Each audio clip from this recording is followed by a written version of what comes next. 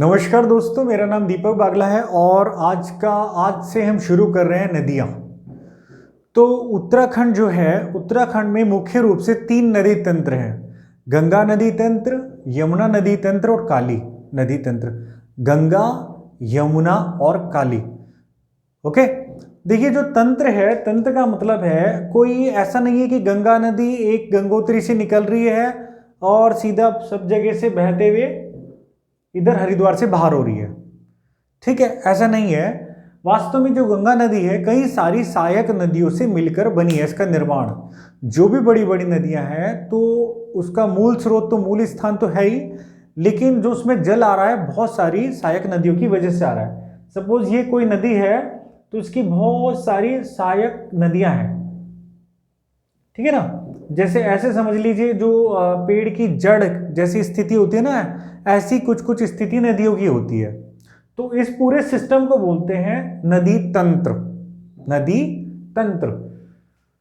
तो आज हम पढ़ रहे हैं, देखिए हाँ, गंगा जो तंत्र है, गंगा जो तंत्र है, गंगा नदी तंत्र है, इसके भी उपतंत्र हैं। इसके भी उपतंत्र यानी कि इसमें कुछ बड़ी नदियां हैं जैसे भगीरथी, अलकनंदा, नयार, और इनका निर्माण भी कई सहायक नदियों से हुआ है। ठीक है, तो एक एक करके पढ़ेंगे। सबसे पहले गंगा तंत्र पढ़ेंगे, मुख्य मुख्य पढ़ेंगे। गंगा तंत्र, भगीरथी और अलकनंदा जो सबसे महत्वपूर्ण है, इसी पर फोकस करेंगे। ओके, तो गंगा नदी तंत्र के उपतंत्र कौन सा हो गया? भगीरथी, भगीरथी, अलकनंदा और नयार। भगीरथी, अलकनंदा और नयार। ठीक है जी, भगीरथी, अलकनंदा और नयार, ये इसके उपतंत्र है। यमुना तंत्र हो गया। और काली नदी तंत्र, काली नदी जो इधर बह रही है, देखिए इधर पिथौरागढ़ की तरफ, यानी कि नेपाल और उत्तराखंड की सीमा पर। तो इसकी जो सहायक नदियां हैं या उपतंत्र आप कह सकते हैं, कुठी आंगटी, पूर्वी धौली गंगा। देखिए हमने एक पूर्वी धौली गंगा यहां पढ़ी थी, ये पश्चिमी धौली गंगा यहां पर पढ़ी थी। ओके, तो पूरी कुठी आंगटी, पूर्वी धौली गंगा, गौरी गंगा, सरयू। कुठी आंगटी, पूर्वी धौली गंगा, गौरी गंगा और सरयू। आइए शुरुआत करते हैं। देखिए हमें पता है जो जो गंगा नदी है, गंगोत्री हिमनद से निकलती है। ओके, गंगोत्री से निकल रही है, गंगोत्री से निकल रही है, और उस समय इसका नाम है भगीरथी। क्या नाम है? भगीरथी। तो भगीरथी निकली, भगीरथी जो है, भगीरथी नदी निकली, ये चलेगी पश्चिम की तरफ, पश्चिम की तरफ मुड़ी, इसकी दिशा पश्चिम। ठीक है, ध्यान रखिए, ये इधर से निकली और पूरब इधर है, पश्चिम, दोनों की डायरेक्शन अलग अलग। अलकनंदा किधर जाएगी? पूरब की तरफ। ठीक है, पूरब की तरफ मुड़ रही है, फिर मिल रही है दोनों। ये कहाँ है? पश्चिम की तरफ। तो जो भगीरथी है, भगीरथी इधर से निकली, ये कौन सा जिला है बताइए जरा, कौन सा है? पहले हमने जिले पढ़ चुके हैं। यस, चमोली। चमोली के नीचे क्या है बताइए जरा फटाफट। चमोली के नीचे 2 जिले जो किसी से सीमा नहीं बनाते, अदर स्टेट या अदर कंट्री से, बताइए। यस, टिहरी गढ़वाल। ये कौन सा है? टिहरी गढ़वाल। ये कौन सा है बताइए? यस, रुद्रप्रयाग। टिहरी गढ़वाल, रुद्रप्रयाग। ओके, अब जो भगीरथी नदी है ये चली और ये यहां से एंटर किया इसने टिहरी गढ़वाल में, और टिहरी गढ़वाल के पास ये गई देवप्रयाग। कहां पहुंची? देवप्रयाग। देवप्रयाग जो है टिहरी गढ़वाल में, ध्यान रखना। देवप्रयाग कहां है? किस जिले में? टिहरी गढ़वाल में। देवप्रयाग कहां है? टिहरी गढ़वाल में। तो ये पहुंची देवप्रयाग में, और देवप्रयाग में इससे मिली अलकनंदा। तो सास और बहू भी बोलते हैं इसको, सास और बहू भी बोलते हैं। ये सास है, ये बहू है। सास भगीरथी नाम से भी लग रहा है कुछ, अलकनंदा बहू। तो सास और बहू यानी कि भगीरथी और अलकनंदा कहां मिल रहे हैं? देवप्रयाग में। देवप्रयाग कहां है? किस जिले में है? टिहरी गढ़वाल में। ओके, आगे बढ़ते हैं। देखिए ये बाउंड्री यानी कि दोनों की सीमा से ये जो टिहरी गढ़वाल है, नीचे पौड़ी गढ़वाल है, दोनों की सीमा पर ये बह रही है, सीमा पर है। ठीक है, ये एक राज्य में नहीं है, दोनों की सीमा पर है। तो ये भगीरथी, अब यहां से इसका नाम हो गया गंगा नदी। क्या नाम हो गया? गंगा। तो गंगा नाम पड़ रहा है इसका देवप्रयाग से। यहाँ पर देवप्रयाग में क्या है, राम मंदिर है, देवप्रयाग में राम मंदिर है। और अंतिम समय में शायद इन्होंने यहीं पर देवप्रयाग में भगवान राम ने तपस्या की थी अपने अंतिम समय में। तो देवप्रयाग के बाद क्या हुआ, देवप्रयाग के बाद देवप्रयाग से थोड़ा सा आगे इसमें मिल रही है नयार नदी। कौन सी नदी, रिप्लाई कीजिए, कौन सी नदी, नयार नदी। कौन सी नदी, नयार, कौन सी, बोलिए, you have to speak, yes, कौन सी नदी, नयार नदी। और जो नयार नदी मिल रही है वो मिल रही है व्यासी घाट के पास फूलचट्टी में। व्यासी, ये क्या है, व्यासी घाट। और व्यासी घाट कहाँ है, यस, पौड़ी गढ़वाल में। व्यासी घाट कहाँ है, पौड़ी गढ़वाल में। तो व्यासी घाट के पास कहां मिल रही है, फूलचट्टी में, या ऐसे कह सकते हैं फूलचट्टी के पास व्यासी घाट, ठीक है, फूलचट्टी के पास व्यासी घाट में ये मिल रही है कौन सी, नयार नदी। कौन सी, नयार। नयार नदी का दूसरा नाम, यस यस बताइए, जिसको पता है बताइए, यस, नाद गंगा, नाद गंगा। तो नयार नदी का दूसरा नाम क्या है, बोलिए जरा, नाद गंगा। नयार नदी का दूसरा नाम नाद गंगा, ठीक। अब देखिए जो नयार नदी है ये व्यासी घाट में मिल रही है। और नयार जो नदी है वास्तव में दो नदियों से मिलकर बनी है। कौन कौन सी, पूर्वी नयार, पश्चिमी नयार, पूर्वी नयार, पश्चिमी नयार। और पूर्वी नयार और पश्चिमी नयार एक यहां का एक महत्वपूर्ण स्थान है सतपुली। कौन सा है, सतपुली। तो पूर्वी नयार और पश्चिमी नयार कहां पर मिलती हैं बताइए जरा, यस, सतपुली में मिलती है। कहां पर मिल रही है बताइए, सतपुली में मिल रही है, यस। सतपुली के बाद इनका नाम क्या हो गया, नयार। और नयार नदी गंगा नदी से कहां पर मिल रही है, यस, व्यासी घाट। कहां पर मिल रही है, व्यासी घाट, वेरी गुड, व्यासी घाट, फूलचट्टी में, ओके। अब जो पश्चिमी नयार है, देखिए हमने पर्वतमाला जब पढ़ी थी तो हमने यहां बताया था, यहां है दूधातोली पर्वतमाला। कौन सी पर्वतमाला है, दूधातोली पर्वतमाला। तो दूधातोली पर्वतमाला 3 जिलों में कई बार बता चुके हैं। कौन सा ये, पिथौरागढ़, चमोली, उत्तरकाशी। तो चमोली से भी टच है, पौड़ी गढ़वाल से भी टच है, और इधर अल्मोड़ा, ये कौन सा है, अल्मोड़ा, ठीक है जी, अल्मोड़ा से भी टच है। तीनों राज्यों में इसकी अवस्थिति है। तो जो दूधातोली धार है इससे दो नदियां निकल रही है उत्तर की तरफ से, सयूली गाड़ और ढाई जयूली गाड़। कौन सी, सयूली गाड़ और ढाई जयूली गाड़। एक बार नाम बता दीजिए कौन कौन सी, सयूली गाड़ और ढाई जयूली गाड़। उत्तराखंड में कई बार क्या है, नदियों के नाम क्या है, गाड़ लिखा रहता है, ठीक है। तो सयूली गाड़, ढाई जयूली गाड़ दोनों कहां से निकल रही है, दूधातोली पर्वत श्रेणी से निकल रही है और मिलकर बन गई पश्चिमी नयार और पहुंच गई सतपुली।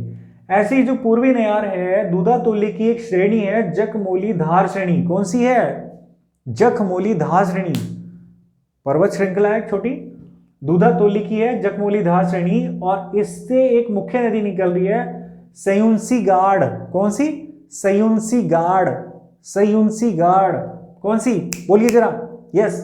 तो ये सयुंसी है और ये सयूली है, ये सयुंसी है, ये सयूली है, ध्यान रखना, ये सयुंसी गाड़ है, ये सयूली गाड़ है। तो सयुंसी यहां है, सयूली यहां है, ढाई जयूली यहां है, सयूली, ढाई जयूली, और ये कौन सी है, सयुंसी। कौन सी है, सयुंसी, कौन सी, सयुंसी।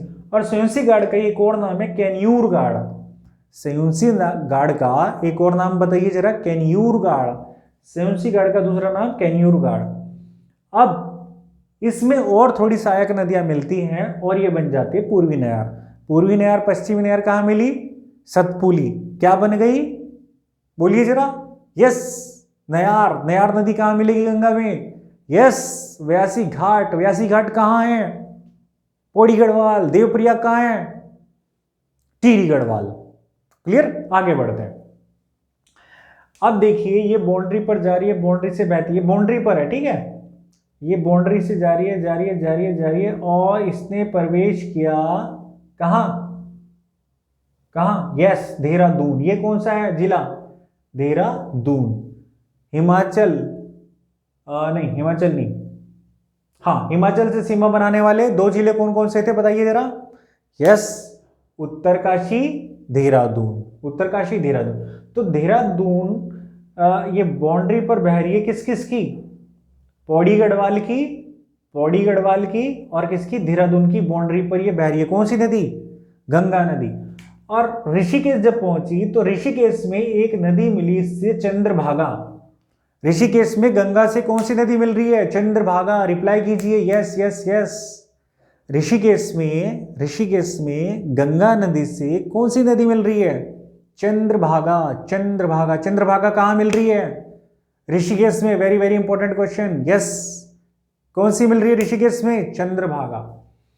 आगे बढ़ते हैं, अब ये पहुंचती है रायवाला। रायवाला में इससे मिलती है सोंग नदी।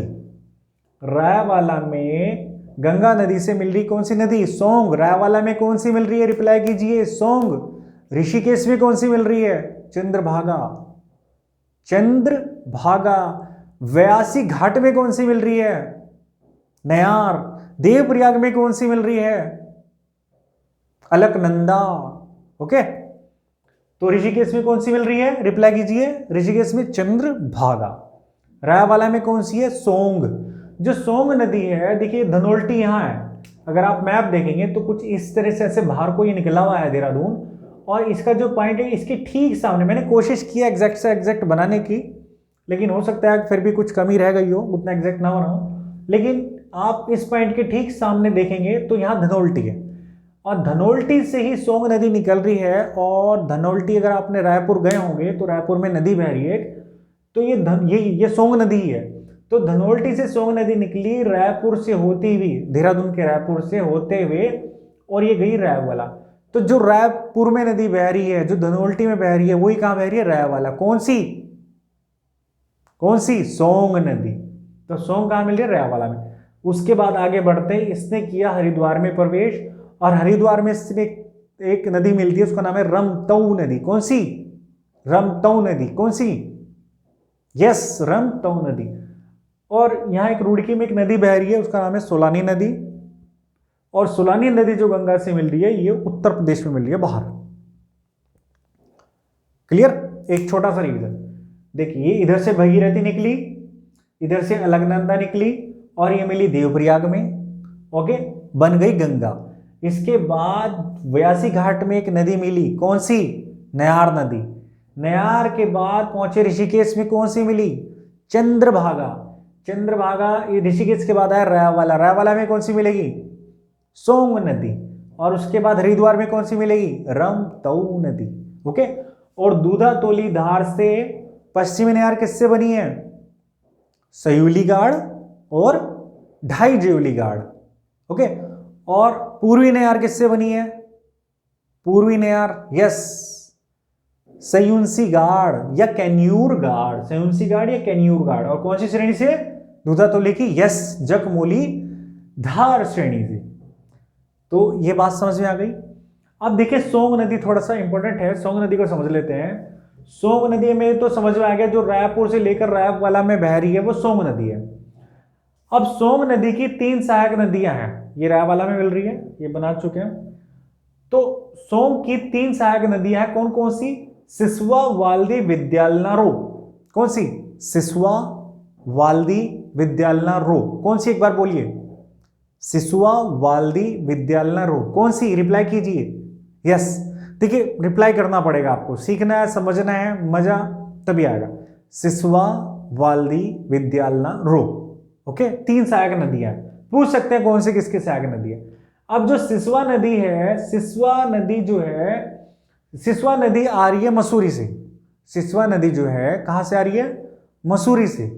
सिसवा नदी मसूरी से आ रही है, और इसमें 2 सहायक नदियां मिल रही हैं, एक है रिस्पना, एक है बिंदाल। अगर आपने रिस्पना पुल अगर आपने देखा होगा, रिस्पना पुल अगर हरिद्वार से या इधर से हरिद्वार की तरफ से अगर जाएं और ISBT की तरफ जाएं तो रिस्पना पुल आता है, बड़ा फेमस है, पता है, नीचे नदी बह रही है। तो जो नदी है वो कौन सी है, रिस्पना नदी। और एक है बिंदाल, बिंदाल पुल, ठीक है ना, बिंदाल पुल नाम सुना है ना आपने, बिंदाल पुल चक्रोता रोड की तरफ जो है। ओके, घंटाघर से चक्रोता रोड पर पड़ेगा ये बिंदाल पुल। तो उसके नीचे जो नदी बह रही है वो कौन सी है, बिंदाल नदी। तो सिसवा कहां से आ रही है? मसूरी में। उसमें दो सहायक मिल रही है, कौन सी? रिस्पना, बिंदाल। और उसका नाम ही क्या क्या रहेगा? सिसवा ही रहेगा। सिसवा किस में मिलेगी? सोंग में। इसके बाद कौन सी मिलेगी? वाल्दी। इसके बाद कौन सी मिलेगी? विद्यालना रो। और ये तीनों किसमें मिल रही है? सोंग में। और ये गंगा में कहां मिलेगी? रैवाला। ओके, तो मुझे लगता है आपको ये बात समझ में आ गई होगी। तो फटाफट क्वेश्चन लिख लीजिए, आपके नोट्स भी तैयार होते रहेंगे साथ साथ, और रिवीजन भी आपका, ठीक है, पक्का हो जाएगा एकदम सॉलिड। तो ये बताइए, ये क्वेश्चन लिखिए कि देवप्रयाग में कौन सी दो मुख्य नदियां मिलती हैं? देवप्रयाग में कौन सी दो मुख्य नदियां मिलती हैं? यस, देवप्रयाग उत्तराखंड के किस जिले में है? क्लियर, कोई कंफ्यूजन नहीं रहेगा। टिहरी पौड़ी में। देवप्रयाग मतलब टिहरी गढ़वाल में है। उसके बाद व्यासी घाट, व्यासी घाट किस जिले में है? व्यासी घाट किस जिले में है? व्यासी घाट के पास, व्यासी घाट के पास गंगा में कौन सी नदी मिलती है? व्यासी घाट के पास कौन सी नदी मिलती है? ऋषिकेश में गंगा से कौन सी नदी मिलती है? ऋषिकेश में गंगा के पास कौन सी नदी मिलती है? रैवाला में गंगा से कौन सी नदी मिलती है? हरिद्वार में कौन सी नदी मिलती है? सयूलीगाड़ और ढाई जयूलीगाड़ किस नदी की सहायक नदी है? किसकी सहायक नदी है? सयूलीगाड़ और ढाई जयूलीगाड़। सयूंसीगाड़ किसकी सहायक नदी है? पूर्वी नयार दूधा तोलीधार की किस श्रेणी से निकल रही है?